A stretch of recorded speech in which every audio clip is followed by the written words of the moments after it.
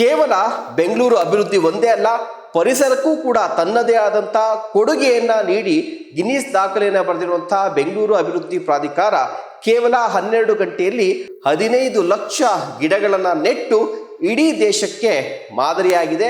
ಕೇವಲ ಬಡಾವಣೆಗಳನ್ನು ಮಾಡುವಂಥದ್ದು, ಬೆಂಗಳೂರು ಅಭಿವೃದ್ಧಿ ಮಾಡುವಂಥದ್ದು ಅಷ್ಟೇ ನಮ್ಮ ಜವಾಬ್ದಾರಿ ಅಲ್ಲ, ಪರಿಸರವನ್ನು ಕಾಪಾಡೋದು ಕೂಡ ನಮ್ಮ ಜವಾಬ್ದಾರಿ ಅನ್ನೋದನ್ನ BDA ಈ ಮೂಲಕ ತೋರಿಸ್ಕೊಟ್ಟಿದೆ.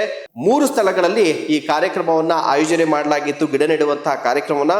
ಅದರಲ್ಲಿ ಬನಶಂಕರಿ ಏನಿದೆ, ಬನಶಂಕರಿಯಲ್ಲೂ ಕೂಡ ಅಂದುಕೊಂಡಂತಕ್ಕಿಂತ ಹೆಚ್ಚಿನ ಗಿಡಗಳನ್ನು ಇಲ್ಲಿ ನೆಡಲಾಗಿದೆ. ಒಂದು ಕೆಂಪೇಗೌಡ ಬಡಾವಣೆ, ಶಿವರಾಮ್ ಕಾರಂತ ಬಡಾವಣೆ, ಇನ್ನೊಂದು ಬನಶಂಕರಿ ಬಡಾವಣೆ.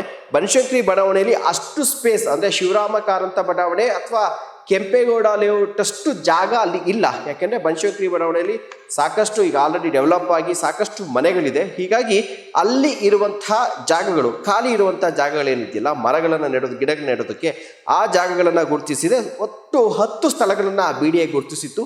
20 ಎಕರೆಯಲ್ಲಿ ಈ ಒಂದು 10 ಸ್ಥಳಗಳನ್ನು ಗುರುತಿಸಿ ಅಲ್ಲಿ 1,05,000 ಗಿಡಗಳನ್ನು ನೆಡುವಂತಹ ಒಂದು ಯೋಜನೆಯನ್ನ BDA ಹಾಕೊಂಡಿತ್ತು. ಅದರಲ್ಲಿ ಅಂದುಕೊಂಡದ್ದಕ್ಕಿಂತ 800 ಗಿಡಗಳನ್ನು ಹೆಚ್ಚಿನದಾಗಿ ಇಲ್ಲಿ ನೆಡಲಾಗಿದೆ. ಯಾಕಂದರೆ 1,05,000 ಜೊತೆಗೆ ಟಾರ್ಗೆಟ್ ಇತ್ತಲ್ಲ, ಅದ್ರ ಜೊತೆಗೆ ಇನ್ನೂ 800 ಸೇರಿಸಿ 1,05,800 ಗಿಡಗಳನ್ನು ಈ ಒಂದು ಬಡಾವಣೆಯಲ್ಲಿ ಯಶಸ್ವಿಯಾಗಿ ನೆಡಲಾಗಿದೆ.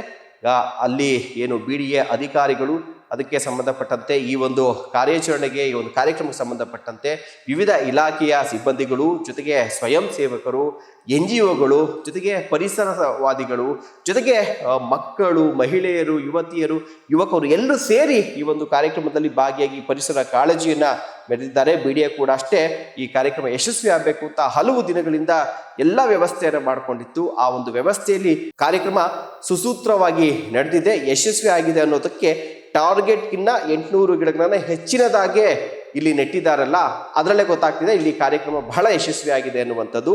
ಇನ್ನು ಈ ಒಂದು ನೆಟ್ಟಿರುವಂಥ ಗಿಡಗಳನ್ನು ಕೇವಲ ಆರಂಭದಲ್ಲಿ ಮಾತ್ರ ಅಲ್ಲ, ಒಟ್ಟು 3 ವರ್ಷಗಳ ಕಾಲ ಇದಕ್ಕೆ ಬೇಕಾದಂಥ ಎಲ್ಲ ಒಂದು ಕೇರಿಂಗ್ ವ್ಯವಸ್ಥೆಯನ್ನು ಮಾಡಲಾಗುತ್ತೆ.